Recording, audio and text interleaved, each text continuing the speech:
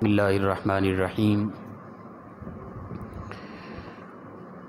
یا ایھا الذین آمنوا کتب علیکم الصیام کما کتب علی الذین من قبلکم لعلکم تتقون آمنت باللہ صدق اللہ مولانا العظیم۔ معزز و مکرم سامعین، اللہ کے فضل اور توفیق سے آج ہماری خوش قسمتی ہے کہ آج پہلا روزہ رمضان المبارک کا مقدس مہینہ اور نماز عصر کے بعد میں اور آپ اللہ کی عطا اور فضل سے اللہ کے گھر میں بیٹھ کر دین کی باتیں سن رہے ہیں۔ یہ اللہ تعالیٰ کی خاص عطا اور فضل ہے، یاد رکھیں۔ حضرت علی کرم اللہ وجہ الکریم سے پوچھا گیا نا کہ بندہ کس طرح محسوس کرے کہ میرا رب مجھ پہ راضی ہے یا ناراض ہے۔ فرمایا جب بھی یہ محسوس کرنا چاہتے ہو تو فی الفور اپنی زندگی کے حالات کو دیکھ لیا کرو کہ اس وقت میں کن راہوں پہ چل رہا ہوں، کیا کر رہا ہوں، کیسا لہجہ ہے، کیسا انداز ہے، کیسا طریقہ ہے میرا۔ تو اس وقت فرمایا کہ پھر تم جب دیکھو گے تمہیں محسوس ہو جائے گا کہ ہمارا رب ہم پہ راضی ہے یا ناراض ہے۔ اس وقت میں اور آپ دیکھیں کہ روزے کی حالت میں نماز پڑھنے کے بعد اللہ کے گھر میں علمی مجلس میں بیٹھے ہوئے، جو مجلس کئی مجلسوں کا کفارہ ہوتی ہے، جس پر اللہ کی رحمت کا نزول ہو رہا ہوتا ہے، یعنی اس وقت میں اور آپ اللہ کی مخلوق میں سے بہترین مخلوق اور بہترین لوگ ہیں کہ رب تعالی ہم پر راضی ہوا تو اس نے ہمیں یہ سعادت اور توفیق دی کہ بیک وقت ایک لمحے میں کئی عبادات روزے میں بھی ہیں، اللہ کے گھر میں بھی ہیں، علمی باتیں بھی سن رہے ہیں اور باوضو ہو کے اللہ کے گھر میں بیٹھے ہوئے ہیں۔ ایک وقت کے اندر اس وقت ہمارے لیے فرشتے کئی عبادات لگاتار لکھے جا رہے ہیں، کئی نیکی ہمارے لیے لکھے جا رہے ہیں۔ یہ اللہ کی خاص عطا ہے، تحدیث نعمت کے طور پہ اس پر اللہ کو شکر ادا کیا کریں۔ اے پروردگار، تو نے ہمیں یہ خاص سعادت عطا فرمائی ہے، وگرنہ اس وقت بھی اسلام کا نعرہ لگانے والے مسلمان ہزاروں کیا لاکھوں کیا کروڑوں بھی کہہ سکتے ہیں کہ جو روزے کی حالت میں بھی نہیں ہوں گے، اللہ کے احکام کے ساتھ بغاوت بھی کر رہے ہیں، کئی معاملات کے اندر وہ مگن ہوں گے، وہ بھی اللہ کے بندے ہیں، مسلمان بھی کہلاتے ہیں، مومن بھی کہلاتے ہیں، لیکن اللہ تعالیٰ نے اپنا عبادت کے لیے مجھے اور آپ کو خاص کر لیا اس وقت۔ تو یہ ماہ مقدس رمضان المبارک کا خوبصورت مہینہ، آج پہلا روزہ، الحمدللہ اللہ کا شکر کہ اللہ نے ہمیں یہ سعادت نصیب فرمائی کہ ہم نے روزہ رکھا، عبادات کی اور اللہ کے گھر میں بیٹھے ہوئے ہیں۔ یہ رب تعالیٰ کی خاص عطا ہے۔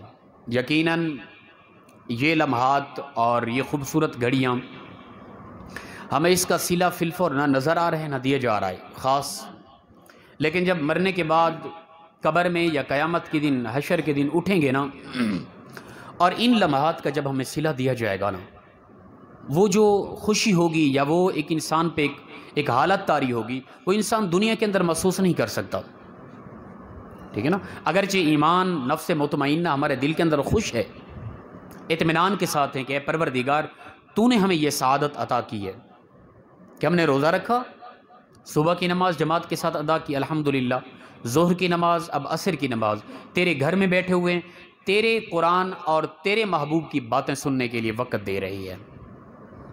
یہ خاص سعادت ہے۔ آج ہمارا موضوع رمضان المبارک اور روزوں کے فضائل کے حوالے سے ہے، پہلا روزہ ہے آج۔ کل ہمارا انشاءاللہ تعالی موضوع روزوں کے مسائل کے حوالے سے، کئی ایسے مسائل انشاءاللہ تعالی جو ہمارے ہاں معاشرے کے اندر غلط اور عجیب طرح کے عوام الناس کے اندر مشہور ہیں، انشاءاللہ ان کی مکمل ہم کل وضاحت کریں گے۔ لفظ رمضان اس مقدس مہینے کا نام ہے۔ لفظ رمضان کے کئی معنی بنتے ہیں۔ عام جو معنی ہے لفظ رمضان کا، اس کا مطلب ہے کہ گرمی، تپش، گرم ہوا۔ وہ اس لیے کہ جب زمانہ قدیم کے اندر عربی لوگوں نے قمری حوالے سے مہینوں کے نام رکھنا شروع کیے نا، اور نام رکھے تو انہوں نے اس وقت کے موسم کو مد نظر رکھتے ہوئے مہینوں کے نام رکھ دیا، اور یہ رمضان المبارک کا مقدس مہینہ اس وقت گرمی کی شدت کے عالم میں تھا، تو انہوں نے اس کا نام رمضان رکھ دیا، ٹھیک ہے نا۔ اور دوسرا اس کا معنی ہے تیز بارش، تیز بارش برسنا، رمضان کا یہ بھی معنی ہے۔ اور تیسرا اس کا معنی ہے جنگی آلات کو تیز کرنا، جنگ لڑنے کے لیے تلوار کو تیز کرنا، جنگ لڑنے کے لیے نیزے کو تیز کرنا، جنگ لڑنے کے لیے تیر کو تیز کرنا۔ لفظ رمضان کا ایک معنی یہ بھی ہو رہا ہے۔ اچھا، ان تین معنوں کی میں وضاحت کر دیتا ہوں۔ اور رب تعالیٰ نے بھی اس مہینے کو رمضان کہا ہے، قرآن پاک سورہ بقرہ 2 پارہ، شہر رمضان الذی انزل فیہ القرآن، فرمایا رمضان کا وہ مقدس مہینہ ہے جس کے اندر قرآن کو نازل کیا گیا۔ رب تعالیٰ نے بھی اس مہینے کو رمضان ہی کہا ہے۔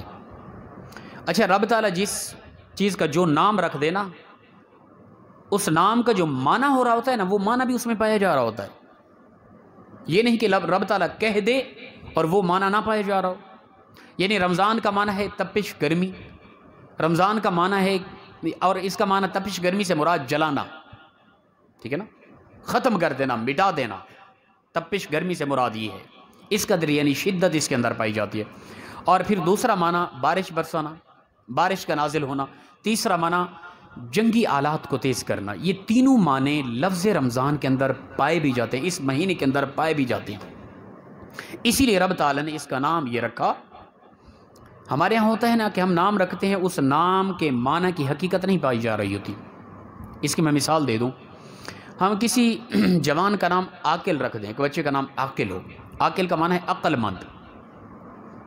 کوئی ضروری نہیں کہ اس کا نام رکھا تو وہ عقل مند ہی ہے، ممکن صورت ہے وہ پاگل سا ہو، بے وقوف ہو، نام اس کا عاقل ہے، عقل والا، لیکن ہو بے وقوف۔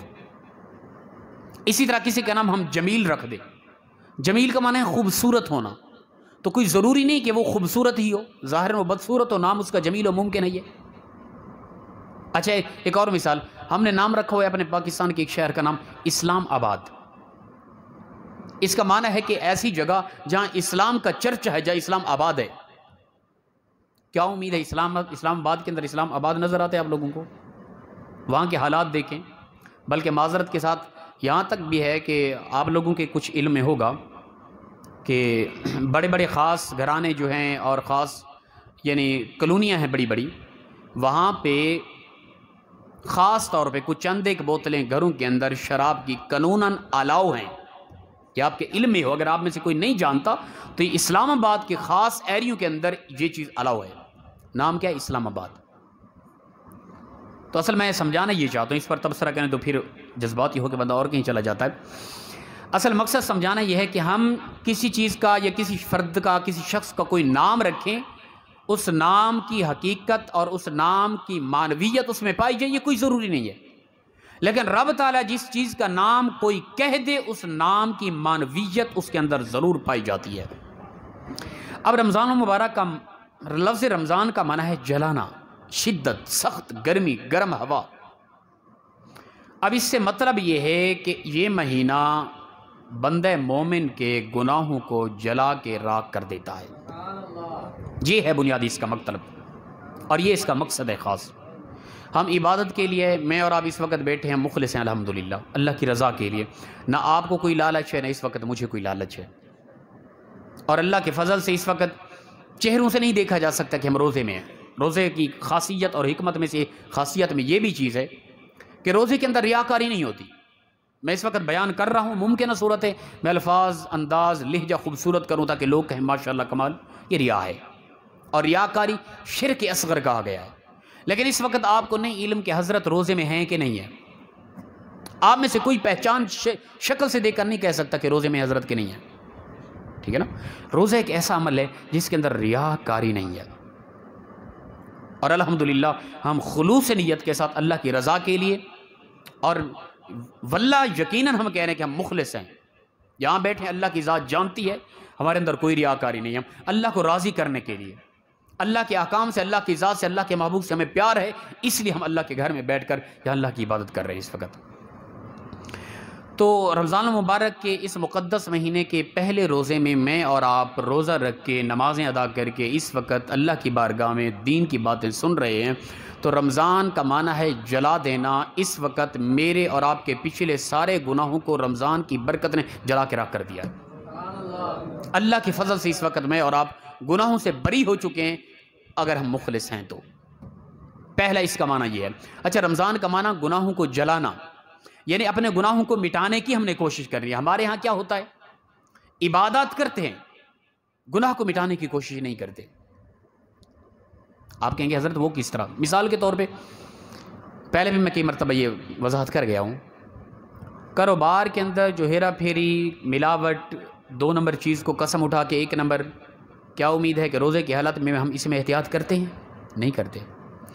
روزے میں عین یہ اسلام کے 5 ارکان میں سے، بنیادی ارکان میں سے ایک رکن ہے، عین عبادت کے اندر ہوتے ہیں، فرشتے ہمارے نیکیاں لکھے جا رہے ہیں، اس وقت بھی ہم ہیرا پھیری سے رکتے نہیں، گناہ پھر بھی کر رہے ہوتے ہیں۔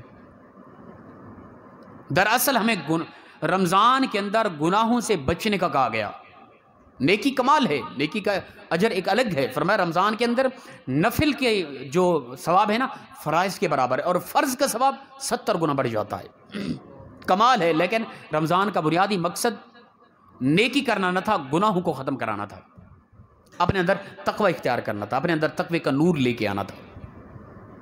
تو پہلا اس کا معنی لفظ رمضان کا جلانا، یعنی یہ گناہوں کو جلا کے ختم کر دیتا ہے۔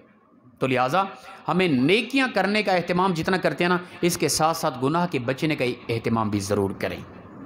روزے کی حالت میں ملاوٹ کو چھوڑ دیں، روزے کی حالت میں سودی کاروبار کو ترک کر دیں، ٹھیک ہے نا۔ روزے کی حالت میں دودھ میں پانی ملانا چھوڑ دیں، روزے کی حالت میں 2 نمبر چیز بیچ رہے ہیں تو اس کو وہی کہیں جو حقیقت ہے، چھوڑ دیں ہیرا پھیری، جھوٹ بولنا، فریب کرنا، کسی کی عزت کی طرف دیکھنا۔ مکمل ہمیں روزہ ہو تو بالکل مکمل طور پہ روزہ ہونا، ہر جسم کے ہر عضو کو روزہ ہو، دل کو، دماغ کو، سماعت کو، بصارت کو، ہر چیز کو روزہ ہونا چاہیے۔ پھر ہے یہ صوفیاء کا کمال کا روزہ جو صوفیاء تعریف کرتے ہیں۔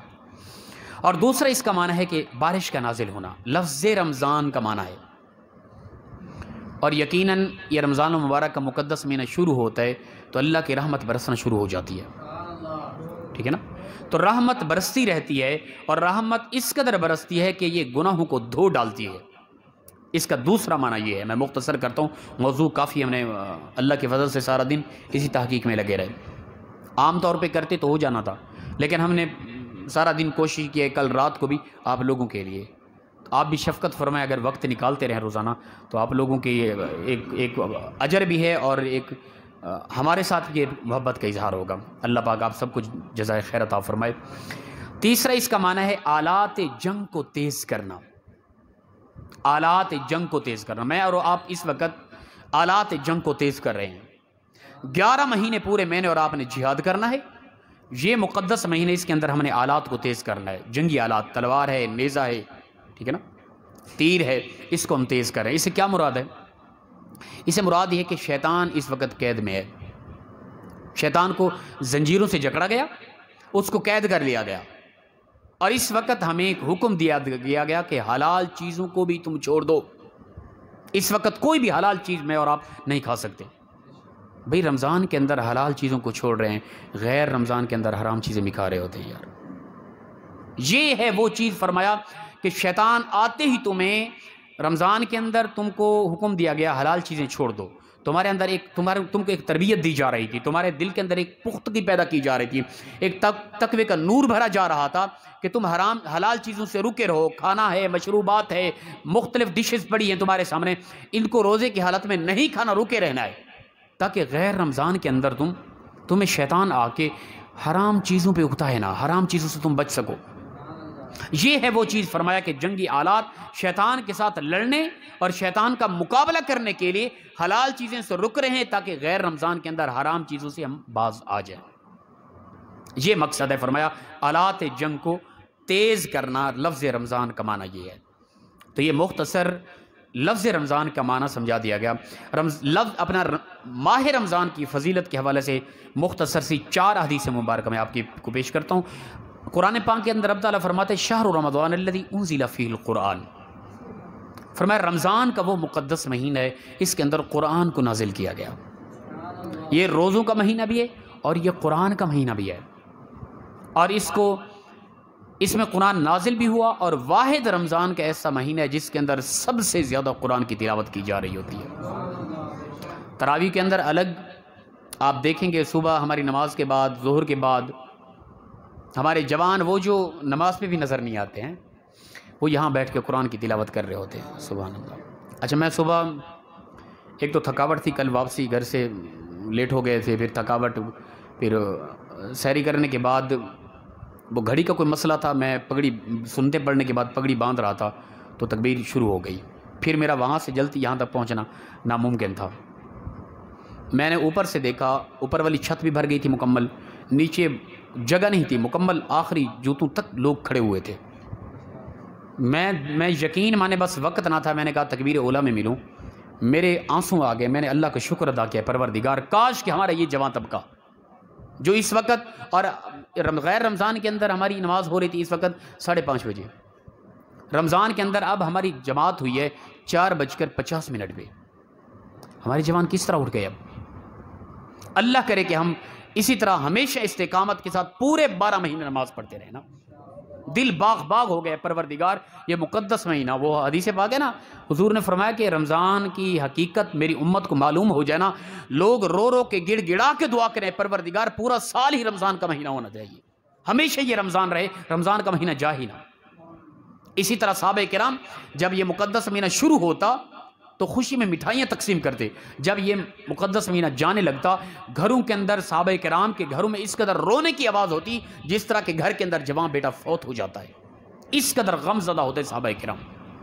میں اور آپ خوشیاں منائیں کہ رب تعالیٰ نے ہمیں یہ توفیق دی۔ تو یہ رمضان کا ایک خاص مہینہ کہ اس کے اندر قرآن سب سے زیادہ پڑھا جاتا ہے۔ ہمارے وہ جوان جو عام نماز پہ نہیں آتے، فرض نہیں پڑھتے، اس مقدس مہینے کے اندر وہ قرآن کی تلاوت بھی کر رہے ہوتے ہیں۔ کئی جوانوں کو دیکھا عام طور پہ نہیں آتے، لیکن وہ کئی مرتبہ دیکھا کہ وہ عام نظر نہیں آتے، وہ تنہ تنہا بیٹھ کے بڑی سنجیدگی سے ہاتھ اٹھا کے دعا مانگ رہے ہوتے ہیں اور اللہ سے لو لگائے ہوتے ہیں۔ یہ رمضان کی خاص برکت ہے، یاد رکھیں، یہ رمضان کے فضائل میں سے ہے۔ حدیث مبارک ہے، رسول اللہ صلی اللہ علیہ وسلم نے فرمایا کہ جب رمضان المبارک کا مقدس مہینہ شروع ہوتا ہے نا، تو رب تعالیٰ کی رحمت کے سارے دروازے کھول دیے جاتے ہیں، اور اسی طرح جہنم کے سارے دروازے بند کر دیے جاتے ہیں۔ ایک روایت میں آتا ہے کہ جنت کے سارے دروازوں کو کھول دیا جاتا ہے، اور رب تعالیٰ کی طرف سے حکم ہوتا ہے شیاطین کو زنجیروں کے ساتھ جکڑ کر سمندروں کی تہ کے نیچے ان کو بند کر دیا جاتا ہے۔ اور یہی وجہ ہے کہ اس قدر صبح نماز 4:50 پہ ہو رہی ہے، لیکن اس قدر تعداد کی جگہ نہیں مل رہی ہوتی نماز پڑھنے کے لیے، صبح کی نماز۔ کیوں؟ اس لیے شیطان نہیں ہے، وہ قید ہو چکا ہے، لیکن گناہ پھر بھی ہو رہے ہیں۔ اس کی کیا وجہ ہے؟ ملاوٹ بھی کر رہے ہیں، جھوٹ بھی بول جاتے ہیں، فریب بھی کر جاتے ہیں، عبادت کر رہے ہیں، شیطان عبادت سے روکتا ہے، وہ قید ہو گیا۔ عبادت ہم کر رہے ہیں، اندر جو نفس ہمارا بیٹھا نا، یہ گناہ کراتا ہے، گناہ سے باز نہیں آتے ہم۔ دو دشمن ہیں انسان کے، ایک نفس شیطان باہر جو انسان کو عبادات سے روکتا ہے، اندر نفس امارہ جو انسان کو گناہوں پہ اکتاتا ہے اور گناہ کراتا ہے۔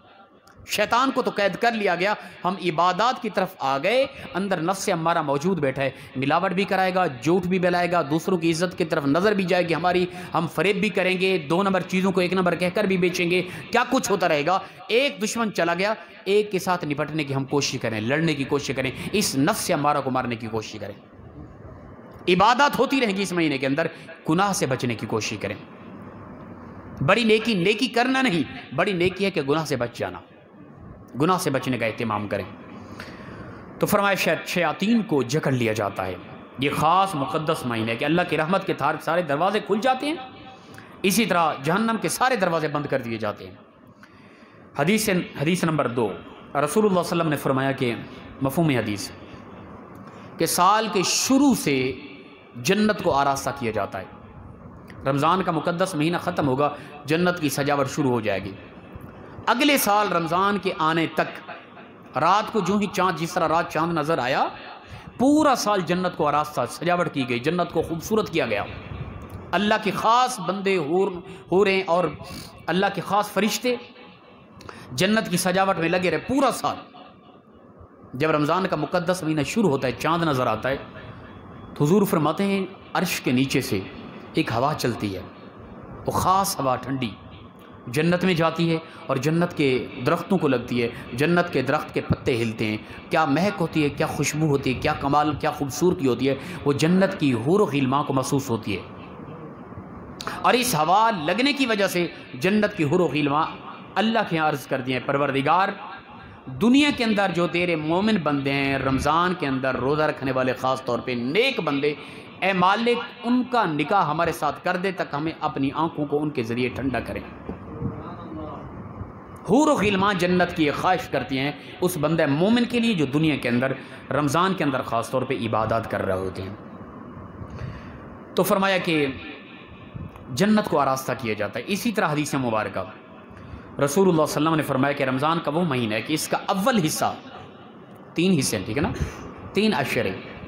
پہلا عشرہ، پہلا حصہ فرمایا رحمت کا ہے، اللہ کی رحمت برس رہی ہے، روزانہ رات کو اللہ کی رحمت، دن رات، رات کو نہیں ماف، دن رات اللہ کی رحمت آواز دیتی ہے، اے میرے بندو مانگنے والوں مجھ سے مانگو، اے گناہوں سے توبہ کرنے والو گناہ سے توبہ کرو تمہارا رب تمہیں معاف کر دے گا، اے رزق مانگنے والو، اے بیماری سے شفا چاہنے والو، اے جنت مانگنے والو، اے جہنم سے چھٹکارا چاہنے والو، اے عالم برزخ کو خوبصورت کرنے والو، مجھ سے مانگو میں رب تمہیں عطا کروں گا۔ اس کی رحمت پکار رہی ہے، لگاتار آوازیں دی جا رہی ہے۔ کتنی کم ظرف ہے وہ انسان کہ جو رمضان مبارک کے مقدس مہینے کے اندر اللہ کی برسنے والی رحمت سے بھی حصہ نہ لے سکا، وہ غافل رہا، غفلت کی نیند میں ڈوبا رہا۔ اس سے بڑا کم ظرف کون ہو سکتا ہے اور جس نے اپنے وقت کو ضائع کر دیا۔ رمضان شریف کا ہر لمحہ، ہر گھڑی، ہر سیکنڈ اس قدر خوبصورت ہے، اس قدر اہم ہے کہ اس کو ضائع نہ کریں، ٹھیک ہے نا۔ کل ساتھی مجھے لینے گیا تو واپس ہم آ رہے تھے مغرب کے بعد، تو رمضان کی ایک ایسی برکتیں محسوس ہوتا تھا کہ ہم بس عبادت میں ہیں۔ رمضان کی اس قدر برکتیں، بندہ ویسے کہیں جا رہا ہے، لیٹا ہوا ہے، ویسے بیٹھا ہوا ہے، لگتا ہے کہ عبادت میں، وہ شہر دن کو روزہ وہ تو عبادت ہے، رات کے وقت بھی محسوس ہوتا ہے کہ بندہ عبادت میں ہے۔ یہ رمضان کی خاص برکتیں ہیں۔ تو فرمایا دوسرا اس کا اشارہ مغفرت کا ہے، رب تعالیٰ معاف فرماتا ہے، بخشش فرماتا ہے، وہ بہانے ڈھونڈتا ہے، میرے بندو تم آؤ، تم ایک مرتبہ کوئی بہانہ بناؤ، کوئی تم چھوٹا سا عمل کرو، اس عمل میں خلوص ہو تو تمہارا رب تمہیں معاف کر دے گا۔ اس کی رحمت اس قدر وسیع ہے، چھوٹے چھوٹے بہانے ڈھونڈ کر وہ اپنے بندوں کو معاف کرنا چاہتی ہے۔ تو یہ الگ الگ موضوعات ہیں، اگر ان پر تبصرہ کریں تو کافی وقت بیت جائے گا۔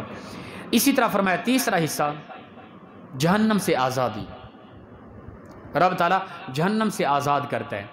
ایک روایت ہے، تعداد میں آج پڑھ رہا تھا، تعداد میرے ذہن میں نہیں، اگر کسی کے ذہن میں تو بتا دیجیے گا، تقریباً ایک بات، حدیث پاک رسول اللہ صلی اللہ علیہ وسلم فرماتے ہیں کہ رب تعالیٰ رمضان کے ہر روز 10 لاکھ جہنمیوں کو جہنم سے آزاد کر کے جنت عطا فرما دیتا ہے۔ پھر فرمایا کہ جب آخری دن آتا ہے، آخری دن رب تعالیٰ پھر جتنا لوگوں کی مغفرت پورے رمضان میں کر چکا ہے نا، آخری دن پھر اتنی لوگوں کی پھر رب تعالیٰ بیک وقت مغفرت فرما کے جنت عطا فرما دیتا ہے۔ اس قدر عظیم اور مقدس یہ رمضان المبارک کا مہینہ، یاد رکھیں۔ اسی طرح یہ حدیث مبارکہ فرمایا کہ اگر میرے بندوں کو پتہ چل جائے کہ رمضان المبارک کا کس قدر فضیلت والا مہینہ ہے، تو لوگ یہ دعائیں کریں پروردگار، یہ تمنا کریں پروردگار ہمیشہ پورا سال رمضان ہی رہنا چاہیے۔ یہ خواہش کرے میری امت کے لوگ، اگر ان کو علم ہو جائے کہ رمضان کی کس قدر فضیلتیں ہیں۔ رمضان کے اندر روزے کو فرض کر دیا گیا، پچھلی امتوں میں بھی فرض تھا یہ، یا ایھا الذین آمنوا کتب علیکم الصیام، فرمایا اے ایمان والو تم پر روزے فرض کر دیے گئے، کما کتب علی الذین من قبلکم، جیسا کہ تم سے پہلے والے لوگوں پر روزے فرض کر دیے گئے۔ کیوں؟ اس لیے لعلکم تتقون، تاکہ تمہارے اندر تقوی پیدا ہو، تاکہ تم متقی پرہیزگار بن جاؤ۔ یہ مقصد ہے خاص طور پہ روزہ رکھنے کا۔ اچھا، روزہ سیام لفظ ہے، یا ایھا الذین آمنوا کتب علیکم الصیام، سیام لفظ، صوم لفظ استعمال ہوتا ہے، ٹھیک ہے نا۔ لفظ صوم کا معنی ہے مطلقاً رک جانا، صوم کا لفظ معنی کیا ہے؟ رک جانا، بالکل اس طرح سمجھیں کہ رب تعالیٰ نے جن معاملات سے روکا اس سے رک جانے کا نام صوم ہے، روزہ ہے۔ اور اس کا شرعی معنی یہ ہے، اصطلاحی شرعی، صبح صادق کے طلوع ہونے سے لے کر سورج کی غروب ہونے تک کھانے پینے اور ازدواجی عمل سے رکے رہنے کا نام روزہ ہے۔ یہ شرعی معنی ہے، لیکن صوفیاء کی نظر سے دیکھیں تو وہ بہت لمبی بحث کرتے ہیں اس پہ۔ صوفیاء ہمارے جو بزرگ طبقہ گزرا، اللہ کے ولی، وہ کہتے ہیں نہیں، زبان کا بھی روزہ ہو، کچھ نہ بولیں، بولیں تو صرف وہ جو اللہ کی رضا کے لیے ہو، زبان ہلے تو صرف قرآن پڑھتے ہوئے، حدیث پڑھتے ہوئے، کسی کی رہنمائی کرتے ہوئے، کسی سے اچھی بات کرتے ہوئے تب بولیں، ورنہ زبان کو نہ ہلائیں۔ وہ کہتے ہیں سماعت کا بھی روزہ ہو، جو سنیں اچھا سنیں، ٹھیک ہے نا۔ اسی طرح وہ کہتے ہیں بصارت کا بھی روزہ ہو، جو دیکھیں اچھا دیکھیں، برائی کی طرف نہ دیکھیں۔ پاؤں کا روزہ ہو، نیکی کی طرف چل کے جائیں، ہاتھوں کا روزہ ہو کہ نیکی کی طرف بڑھائیں، برائی کی طرف نہ بڑھائیں۔ یہ ہمارے صوفیاء کا معنی ہے روزے کا، اور ہونا بھی یہی چاہیے۔ اس کی وجہ کیا ہے؟ روزہ یہ عبادت کیوں کی؟ ہر عبادت کے پیچھے کوئی نہ کوئی وجہ ہوتی ہے، ٹھیک ہے نا۔ یہ روزہ حضرت آدم علیہ السلام سے کچھ عرصہ بعد یہ تیسرے بادشاہ گزرے، ملک تیمور الثالث نامی شخص بادشاہ گزرے، ان کے دور کے اندر روزہ فرض ہوا تھا۔ وہ کیوں ہوا؟ ان کے دور میں قحط پڑ گیا، قحط سالی ہو گئی کچھ علاقوں کے اندر،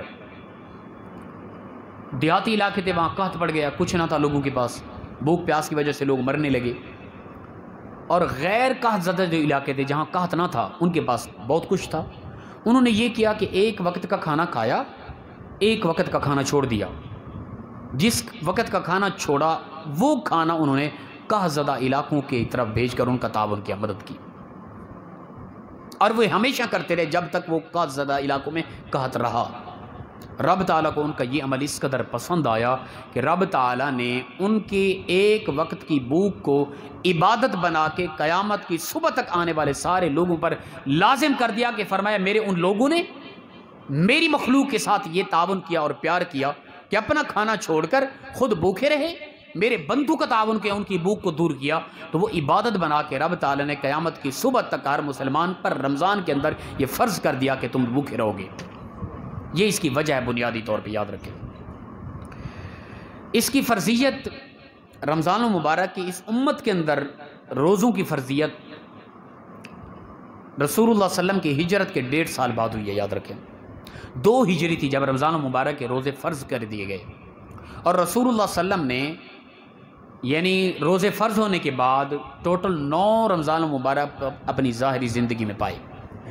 ان کے اندر 2 رمضان ایسے تھے جن کے اندر 30 روزے ہوئے مکمل، اور بقیہ 7 رمضان مبارک ایسے گزرے حضور کی زندگی میں جن کے اندر 29 روزے تھے۔ اچھا یہ بھی خوشخبری سن لیں، رمضان کا جو مقدس مہینہ ہے اس کے اندر روزے 29 ہوں یا 30 ہوں، رب تعالیٰ مکمل روزے رکھنے والوں کو 29 روزے ہی کیوں نہ ہوں، ثواب رب تعالیٰ 30 کا ہی عطا فرماتا ہے۔ یہ خاص امت کے لیے ایک اعزاز ہے، 29 روزے لیکن 30 کا ثواب عطا فرماتا ہے رب تعالیٰ۔ روزوں کی فضیلت کے حوالے سے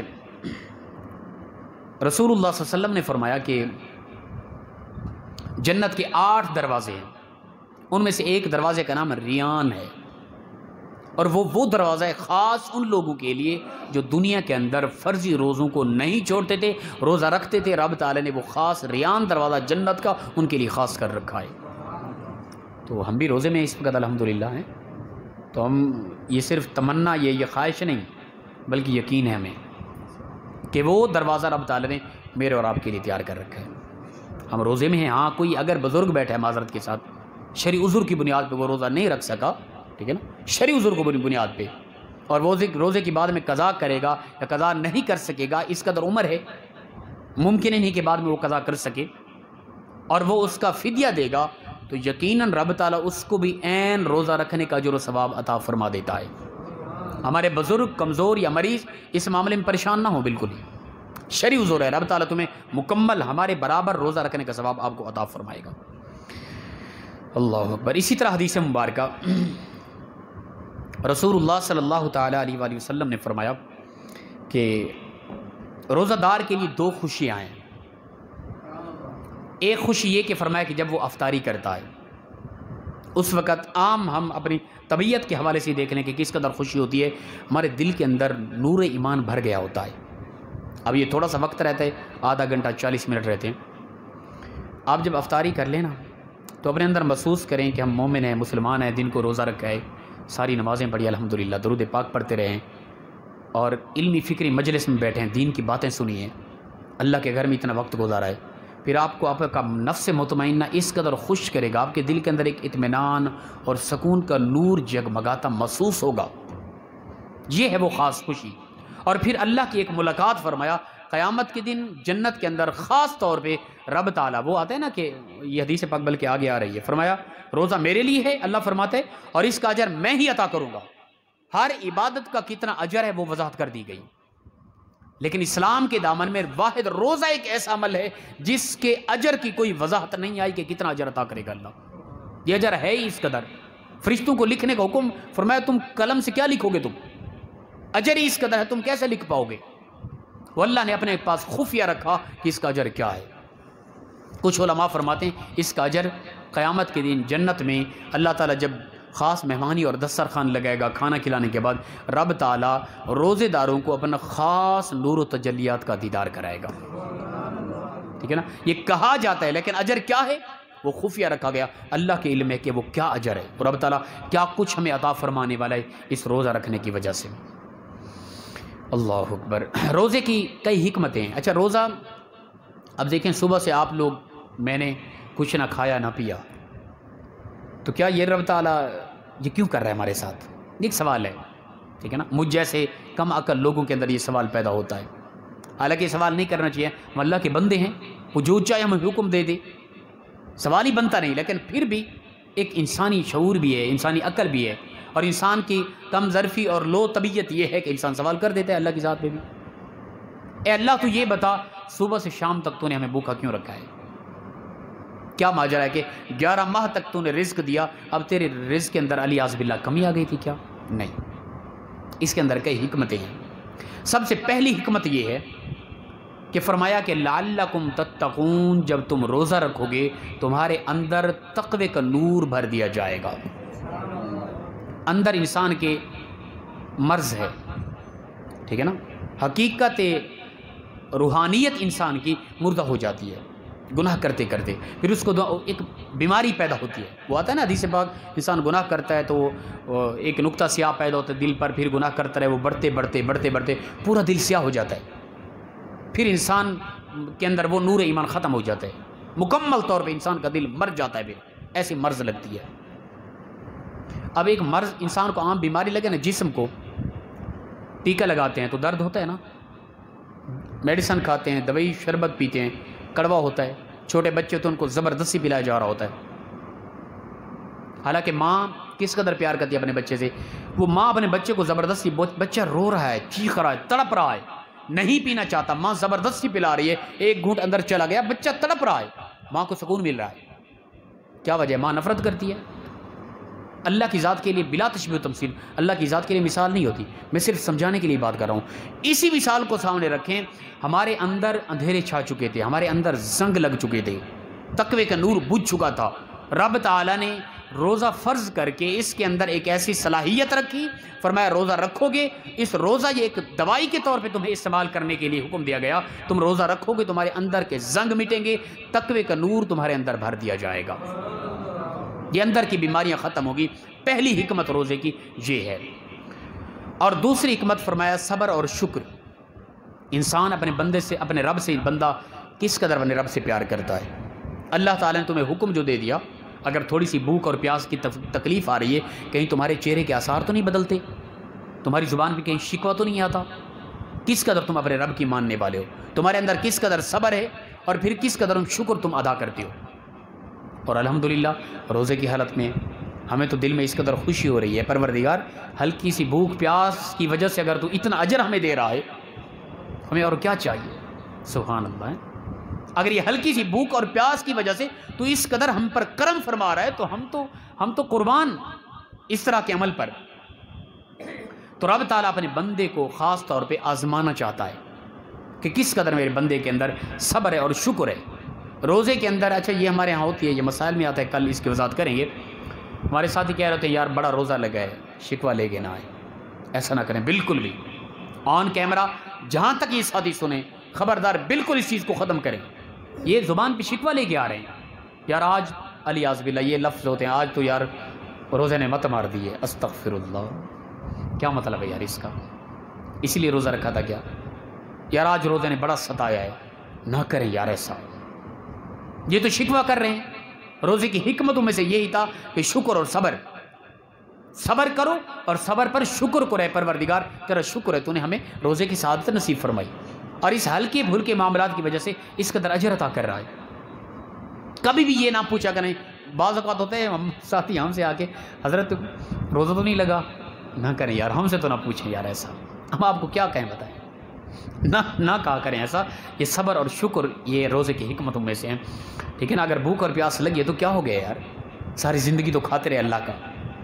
اب رب تعالیٰ اگر وہ ہمارا خالق و مالک ہے، اس نے اشرف المخلوقات میں پیدا کیا، لقد کرمنا بنی آدم کا تاج ہمارے سر پہ رکھا، ہمیں اپنا خلیفہ اور نائب زمین پہ بنایا، اشرف المخلوقات بنایا، فرشتوں سے بھی اعلیٰ اور افضل بنایا، ہم اس کی نعمتوں کو سامنے رکھے، اگر اس نے روزہ ہم پر اس پہ شکوہ، روزہ لگا ہے آج روزے نے فلاں کر دیا یار آج تو حالت بگڑے گی فلاں، یہ شکوہ ہے، نہ کریں ایسا، بالکل ہی خاموش رہیں۔ اگر چھوڑا ہلکا سا محسوس ہوا صبر کریں اور اس پر شکر ادا کریں۔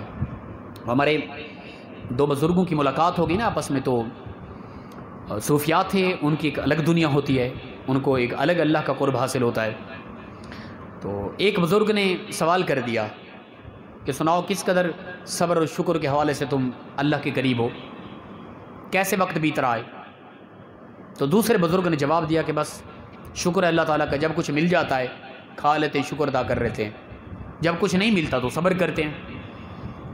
دوسرے اللہ کے ولی نے فرمایا یہ کیسا طریقہ تمہارا، غلط کرتے ہو یہ تو۔ انہوں نے کہا وہ کیسے، غلط کیوں کرتے ہیں؟ اللہ کی عطا پہ شکر اور جب کچھ نہیں ہوتا صبر، تو یہی ہونا چاہیے۔ انہوں نے کہا نہیں، وہ بلخ سے آئے تھے، فرمایا کہ اس طرح کے ہمارے بلخ کے کتے کرتے ہیں جس طرح تم کر رہے ہو۔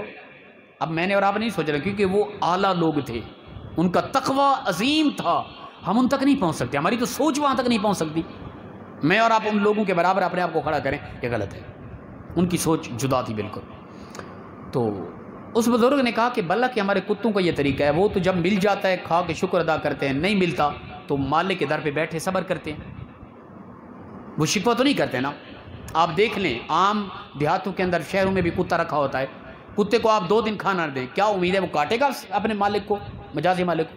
نہیں کاٹے گا، نڈال پڑا رہے گا، کاٹے گا نہیں، شکوہ لے کے نہیں آئے گا زبان پہ۔